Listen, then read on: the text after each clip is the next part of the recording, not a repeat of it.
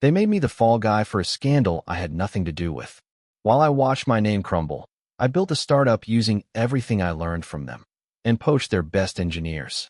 Now, every time they lose a contract, they don't know I'm the one who signed it. Let me tell you everything. My name is Nathan Cole. I used to run strategy at a mid-sized tech firm in DC. We weren't flashy, no glass staircases or kombucha taps, but we moved like a shark in still water. Quiet. Fast. Always biting off more than people thought we could chew. I liked it that way. I liked the war rooms, the dry erase walls covered in timelines and dependencies, the feel of making something no one else could see until it landed with a signature. I was good at it. Too good. That's what got me killed. You ever watch someone ruin you in real time and still shake their hand? It started with a red folder, the kind we never used. Someone left it on the conference table during a Thursday morning alignment meeting, and no one touched it. Until Morgan did. Cool. I smile, teeth too perfect, like she paid someone to make her look calm. She opened the folder. Didn't blink. Just said, "We need to pause for a second." And when she looked at me, she tilted her head like I'd spilled something on the carpet. "Let me quickly thank you for your continuous support. This means a lot to us. If you enjoy the stories we share, kindly subscribe to this channel. It will be great if you can leave a comment on which city you are watching from. We might just give you a shout out in our next story. Today's special shout out goes to Joe Samuels from Texas. We are glad you enjoy our stories. Now let's go deeper into the story. Inside the folder were copies of emails I didn't send. Or maybe I did. They were dated 3 months back. Internal communications between me and a procurement contact I hadn't spoken to since last year. But the tone was right. Casual. Confident. A little too confident. And the timing aligned exactly with the contract audit the feds were now performing. I remember Morgan passing the folder to me slowly, like she didn't want to get fingerprints on it. She said, "We just need to ask a few questions, Nate." I was too stunned to laugh. Too stunned to argue. I didn't even open the folder. I knew if I did, they'd say I recognized what was inside. By noon, I was locked out of my accounts. By 2 p.m., legal handed me a mutual separation agreement. By 5, I was gone. No press release. No comment. Just a leak to a trade publication quoting anonymous sources close to the matter that suggested I had acted alone, that the board had zero tolerance for impropriety, and that the firm was cooperating fully. They didn't just throw me under the bus. They drove it, reversed it, and used my tie to wipe the windshield. I spent that night sitting on the floor of my apartment, reading and rereading the NDA they made me sign. The kind that doesn't just bury truth, it murders it. I had nothing on paper. No whistleblower status. No receipts. They'd been careful. Surgical. But here's the thing about being the guy who builds the engine. You know exactly where the bolts are loose. I didn't scream. Didn't post. Didn't rant on LinkedIn or message old colleagues for sympathy. I let the silence grow around me like smoke in a sealed room, because they thought they'd buried me in the rubble of a scandal. But all they really did was hand me the blueprints. And I don't build for them anymore. Some people think disappearing is defeat. I think it's the start of a blueprint. I didn't run. I just stopped being visible. That's the part they always misunderstand. Visibility isn't presence, and silence isn't surrender. I knew better than to make noise while I was bleeding. I needed them to think I was licking wounds, not sharpening knives. So I disappeared the way someone like me is trained to, not by vanishing entirely, but by thinning myself out until I was too faint to track. I moved 2 hours south to an old textile town choking on its own rust. Leased a one-room co-op inside a half-gutted strip mall next to a dry cleaner that hadn't changed its sign since 1996. No windows, no signage. Just a metal door and a motion sensor light that flickered when I worked late. I told people I was consulting. I told the bank I was building a client portfolio. I told myself I wasn't angry, just tired. All of it was technically true. That's how you stay clean. I brought nothing from the old firm. Not the hardware, not the data, not even a branded hoodie. But I brought the math. That part lived in my head, and it wasn't protected by any NDA. I'd spent 5 years dissecting federal bidding structures, building competitive analysis tools that pulled pricing trends from procurement filings and cross-referenced them against client delivery schedules. I didn't need a copy of their system, I was the system. Every corner they cut, every bloated cost ratio, every underperforming vertical. They were all cataloged in my memory, like bruises. And the engineers I'd worked beside for years? The ones who watched me get sacrificed in silence? Some of them called. Not right away. But enough of them. One by one, they asked where I'd landed. I said, nowhere. Yet. And they said, good. I'm in. I built the company backward. Not from product, not from market demand, but from pressure points. I studied which contracts were coming up for rebid, which ones the firm had promised to secure just to keep investor confidence intact. I created a fake holding company with a name that sounded just obscure enough to be taken seriously, Everlay Systems. Then I bid on a small compliance audit contract they didn't even notice. I won. Quietly. An agency in Ohio. Then another. 2 minor renewals they assumed would auto-roll. But they didn't. Because I was there first, undercutting them by 5% and delivering specs they didn't realize I had access to. I wasn't building a business. I was building a slow puncture in their pipeline. But this wasn't just about money. It couldn't be. If it were, I would have sold the IP I was developing 6 months in and called it redemption. No, this was personal. This was surgical. I wanted to feel what it was like when they started bleeding and didn't know why. I wanted them to doubt their new hires, their vendors, each other.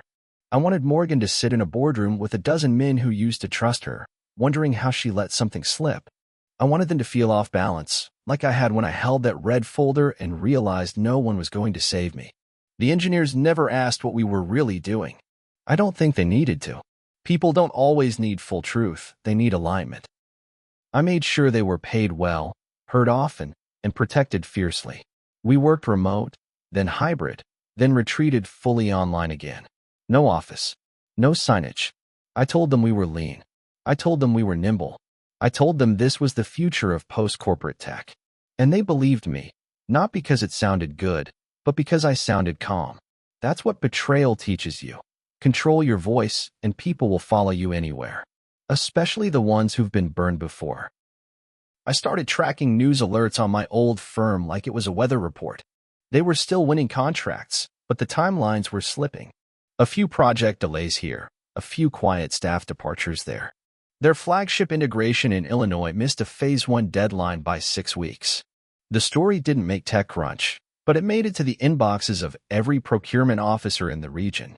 That was enough. Word travels differently in government tech, slow, but sticky. Reputation doesn't explode, it corrodes. That's what I was counting on. And the beauty of it was, they still hadn't seen me. I began using different names on filings. Sometimes I was our operations officer. Sometimes just listed as consulting partner. I bought domain names that pointed nowhere. I created layers between myself and the paper trail, not to hide from legality, but from recognition. Because the real win wouldn't be just beating them. It would be beating them while they tried to guess who was bleeding them out. And still, part of me wondered, would it feel like justice when it came? Or just exhaustion? Then one night, I got a notification. A government contract I'd shadowed closely, one they needed badly to stabilize Q3, was awarded to us. Quietly. No fanfare. No announcement. Just a PDF uploaded to a government site with our name on it and a contract value they couldn't match. I sat alone in that flickering co-op office, staring at the screen, heart steady. I didn't cheer. Didn't call anyone. I just whispered the word they used to describe me in the memo that ruined my life. Liability. They turned me into a ghost. So I built a company that haunts them. I didn't want revenge at first. But then I saw the memo. There are moments in your life that cut you, and then there are the ones that cauterize. I remember when I first opened the memo, February 12th, 3:08 a.m. I couldn't sleep. I was combing through procurement data, trying to reverse engineer their pricing tiers, and my inbox pinged. No subject line, no message body, just an attachment titled Q4_risk assessment_internal use.pdf. The sender was a burner account, no name, no context, just a hit and run. I should have deleted it. I almost did, but I didn't. And what I read in that memo didn't just reframe what happened to me, it rewrote the entire shape of the knife they'd put in my back. They called me a clean liability. Not disgruntled, not unstable. Just useful as a firebreak, as a scapegoat, as something expendable in exchange for delay. One line said it plainly: Cole's removal may generate temporary disruption, but his departure will allow us to buy 6 to 9 months of compliance margin without having to renegotiate upstream deliverables. I remember staring at that sentence and feeling my jaw unlock for the first time in weeks. Until then, I told myself I was just building something new, that I was moving forward, that what happened was inevitable in high-pressure systems. But reading that memo, realizing I was selected not by accident, but because I was the most professionally resilient, that rewired something fundamental in me. It wasn't just corporate cowardice. It was strategy. The same strategy one used to build. The same language I'd once used about other people in different meetings. It was like waking up to find yourself holding the knife that's still in your chest. That's when the fog lifted. That's when I stopped building a company to survive and started building a weapon. A quiet, beautiful, flawless weapon they'd never see until it was inside them. I changed our focus immediately. Not publicly, not on paper, but structurally. I told the engineers we were tightening scope, that we'd prioritize optimization tools for government vendors. They nodded, trusted me. They didn't need to know the subtext. We were going after every single client my old firm was counting on to carry them through their next funding round. I created a new bidding framework that undercut their price points by 7.5% across the board, just enough to look competitive, not desperate. I mapped their dependencies and reverse-plotted failure points. If they lost even 2 of those contracts in sequence, their cash flow would pinch. But if they lost 4, they'd start bleeding talent, which meant they'd lose delivery timelines, which meant more losses. The strategy was simple: compounded failure through misattributed coincidence. They wouldn't even realize they were dying until their metrics turned to noise. I bought a used whiteboard from a liquidation sale, same brand as the one we used in the old office, and bolted it to the drywall of the co-op. Every engineer who visited in person wrote something on it. Ideas, equations, jokes. But in the bottom right corner, I kept my own mark. 3 vertical lines, each representing a stolen contract. I didn't tell anyone what they meant. They were just lines, just scratches. But every time I saw them, I remembered the bloodless way Morgan passed me that red folder. The way she never looked scared, just efficient. I wasn't trying to ruin her. I was trying to make her uncertain. That was the core of it. I wanted her to sit alone in that spotless glass office and question everything. Because doubt is louder than any accusation. It grows in silence, like mold behind drywall. That was my real product now, and it was already shipping. 3 months after the memo, I heard from someone who hadn't spoken to me since the day I was cut. Clara. She was in UX before they promoted her into internal compliance. She messaged me from a private email with one sentence: "You were right. They're circling the wagons." I didn't reply. I couldn't. But I stared at that line for a long time. Circling the wagons meant fear. It meant something was cracking beneath the surface. That was all I needed to know. I pulled back our next bid, not to avoid suspicion, but to let their overconfidence breathe. I needed them stable enough to double down on their own illusions. Let the water rise while they smiled on deck. Let them spend more, promise more, overhire. Then hit the next rib. Hard. I think that's the part no one tells you about revenge. It's not the act. It's the orchestration. The discipline it takes not to rush. The restraint it takes to let someone twist in a slow wind, never knowing where the cold is coming from. And the internal battle is constant. You wake up some mornings and question everything. Whether you've gone too far. Whether you've become what they said you were. Whether the peace you think is waiting at the end of this road is even real. But then you remember the silence in that conference room, the way no one spoke up, the way your name vanished from the org chart like it never existed, and the doubt dies. It dies fast.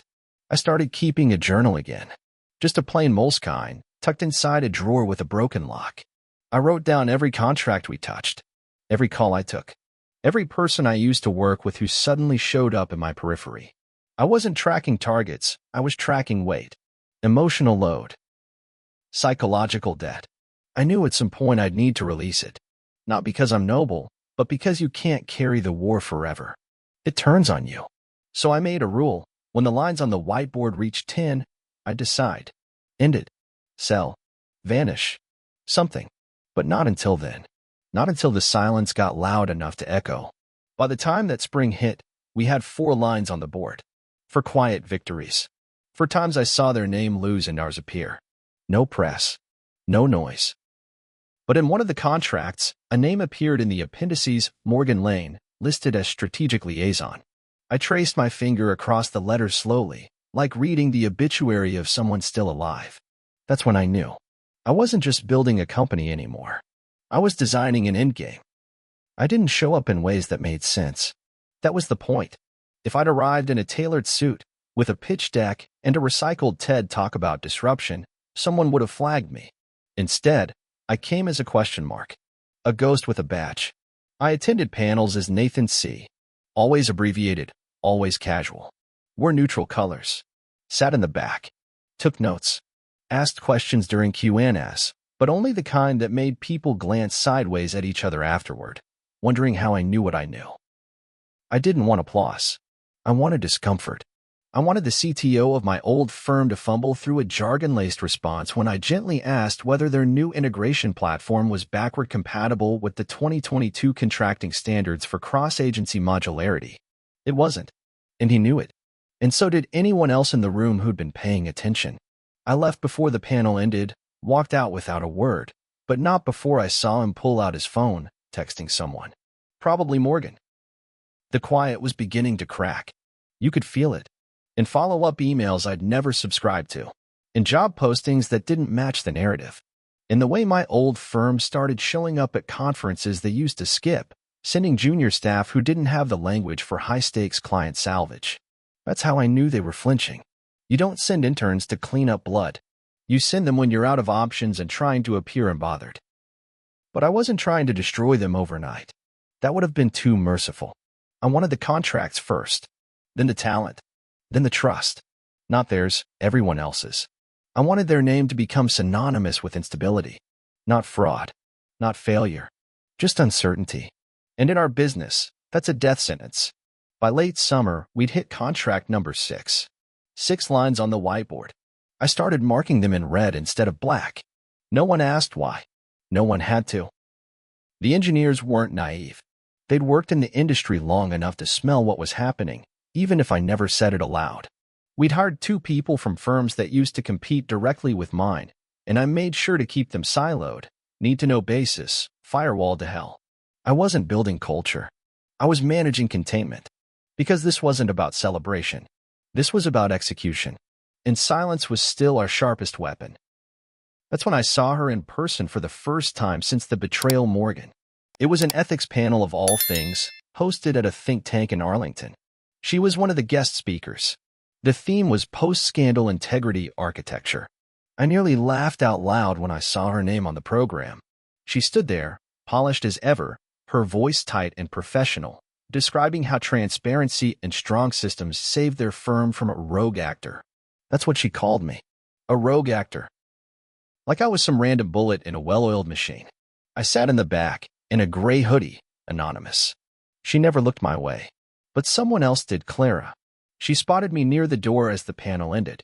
She paused, barely a second, and I saw her eyes widen just enough to register it. Recognition. Shock. Maybe even guilt. But she didn't come over. She just turned and walked out fast. That was enough. I'd been seen. The first ripple. After that, things accelerated. Not wildly. Not publicly. But in rhythms only insiders would notice. Their firm dropped from first place to third in an upcoming DoD bid, one they'd assumed was locked. I didn't win that one. I didn't even try. I made sure someone else did. Because not every knife needs to come from your hand. Sometimes, all you need to do is nudge the edge of the table and let gravity handle the rest. Their VP of delivery quietly resigned the same week. No LinkedIn announcement. Just gone. Then a friend of a friend. Someone in vendor coordination sent me a screenshot of an internal chat thread. Someone was asking, who keeps underbidding us by less than 8% with identical specs? The thread was deleted within hours. And still, I said nothing. Because every question they asked internally was one less answer they could give externally. That was the plan. I didn't want them to accuse me. I wanted them to suspect everyone. I wanted board meetings where no one made eye contact. I wanted quarterly reviews that felt like interrogations. I wanted Morgan to stand in a hallway she used to command and wonder why no one looked her in the eye anymore. Because that's what they did to me, turned my presence into a liability. And now, I was returning the favor. The internal war inside me didn't quiet down. Some nights, I stared at the whiteboard too long, wondering if I'd become exactly what they always feared. Cold. Strategic. Vengeful. But then I'd remember the exact moment she slid that folder toward me, how slow and deliberate it was, how rehearsed, and I'd remember that I didn't start this war. I was simply finishing it better than they ever could. That memo didn't say I was guilty.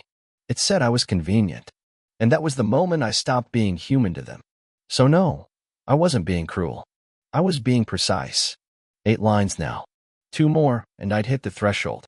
My arbitrary endpoint. My line in the sand. I didn't know what I'd do when I reached it. Sell? Disappear? Or maybe walk into their office one last time, just to leave my badge on the table with no words. Maybe, but not yet, because they were still breathing, and I wasn't done cutting. They finally called me.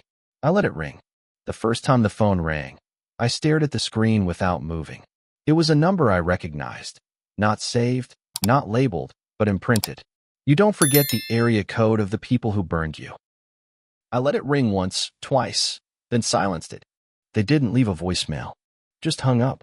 The second time it rang 2 days later, different time, same number, I let it go to voicemail. This time, they left a message. It was a woman's voice, not Morgan's. A little too rehearsed. Said she was calling on behalf of the leadership team to schedule a touch base. No details. No urgency. Just that unnerving blend of faux warmth and corporate distance that told me exactly what it was. They were bleeding, and someone finally said my name out loud in the room. I didn't respond. Not immediately. I waited until the next contract posted, the 9th one. Another undercut, another win, another silence. I marked the line in red like the others. That night, I dreamed I was back in that old glass-walled office. Except this time, I was standing on the outside, watching Morgan pitch to an empty room while the lights flickered and the carpet curled at the edges like dried skin. I woke up before she looked up, and when I did, I knew it was time. Not to end it. Not yet. But to let them see me. Just for a moment. Just long enough to know who'd been haunting their margins. So the next time they called, I answered. It was the founder's number. But it wasn't his voice. It was Adrian, the CFO. Calm, composed, voice like a hand extended across a chessboard. He didn't ask how I was. He didn't apologize. He just said, "Nathan, glad we could connect." Like we were equals. Like he hadn't signed off on the strategy memo that carved me out of the firm like a tumor. I stayed quiet long enough for it to sting. Then he launched into it. Said they'd been following my recent work, that they admired the velocity of our wins, and that there might be value in a conversation. That's the thing about men like Adrian. They don't ever say they lost. They just pivot the definition of winning. I didn't engage. I didn't correct him. I didn't even confirm who I was. I just listened. He floated the idea of a meeting. Said their board was interested in exploring collaborative frameworks. Said the word acquisition without saying it. I could hear it in the pause before he mentioned equity opportunities and strategic integration. They were bleeding, and they wanted to drink my blood to survive. I let him talk. Let the silence swell between his sentences until he started to shift. That's when he got real. Just for a second. He said, "We underestimated you." 4 words. Simple. Honest. And in that moment, I understood exactly what kind of wound they were covering up. When he finally asked if I was open to a conversation, I answered. Slowly. Clearly. With 4 words of my own. "You trained me well." And then I hung up. The next day, I got an alert from someone inside a firm I used to compete against. Everlace had just secured the contract that my old firm had been pitching for the past 3 quarters. A big one. Public-private initiative. Legacy building work. It would have floated them for another year, maybe 2. But now it was mine. Our team wouldn't even start the build for weeks, but it didn't matter. The damage was already done. In their investor meeting that month, they'd have to explain why the crown jewel went elsewhere. Why a ghost brand no one had heard of kept appearing just ahead of them. Why no one internally had seen the pattern until it was too late. That weekend, I drove up to D.C. No meetings. No plan. Just impulse. I parked near the old office building and sat across the street at a coffee shop I used to hate. The barista had a tattoo of a lighthouse on her wrist. I watched the revolving door spin, spill out interns, mid-levels, new hires. None of them knew my face. None of them knew the firm they worked for had turned on its own to keep the story clean. I sipped burnt espresso and waited. 2 hours later, I saw Morgan. She stepped out with 2 men in tailored coats. She was laughing. Or pretending to. The kind of laugh you do when something isn't funny, but your position demands grace. She looked older. Or maybe just thinner in the face. Like the tension had rewired her jawline. I didn't move. Didn't speak. Just watched. When she passed, her phone lit up in her hand. A call. She answered with that same voice I remembered from the conference room, the one she used right before they ruined me. I marked the 10th line that night. Not in red. In silver. Something about that final line felt different. Not triumphant. Not final. Just quiet. Like a bell tolling after the audience already left. I looked at that board and thought about all the names I never said, all the stories I never posted, all the truths I kept locked inside my ribcage while I watched them choke on half the narrative. The silence had done more damage than any press release ever could. They'd built their empire on omission, and I dismantled it the same way, piece by piece. Quiet as breath. I got another call the next week. I didn't answer. I didn't need to. The game was over. They just didn't know it yet. The company they killed me for? I own it now. The last domino didn't fall the way I thought it would. No headline. No scandal. Just an email. It arrived on a Tuesday morning, marked with the kind of vague subject line you ignore unless you've been waiting for it your entire life. Resignation notice, effective immediately. It was from Elise Tran. Principal engineer, legacy systems, the last person at that firm who still carried the original blueprints in her head. She didn't say much. Just that she was done, that she'd seen enough, and that if I ever needed someone who knew how to build without bloat, she was free. She used the phrase, "I remember how things used to feel," and I knew exactly what she meant. It wasn't nostalgia. It was grief disguised as purpose. They broke something sacred, and she didn't want to be complicit anymore. She wasn't asking for a job. She was offering peace. I didn't reply right away. I walked away from my screen, down the block to a bakery I'd never been to before. Bought a cinnamon roll. The air smelled like cardamom and sunlight. I sat at a metal patio table and ate slowly, watching strangers walk past with the indifference I used to envy. The world kept spinning, even as I'd spent 2 years burning a company down one contract at a time. I looked up at the sky and realized I felt something I hadn't let myself feel since the day they erased me from the org chart. Weightless. Not happy. Not victorious. Just unburdened. That was the win. That was the point. I hadn't needed to destroy them. I just needed to get free. Later that day, I replied to Elise with a single sentence. You deserve better too. No pitch. No pressure. Just recognition. That's the part of revenge no one talks about. The moment you realize it was never about making them hurt. It was about giving language to the pain they pretended didn't exist. Every win along the way was a syllable in a story they tried to write me out of.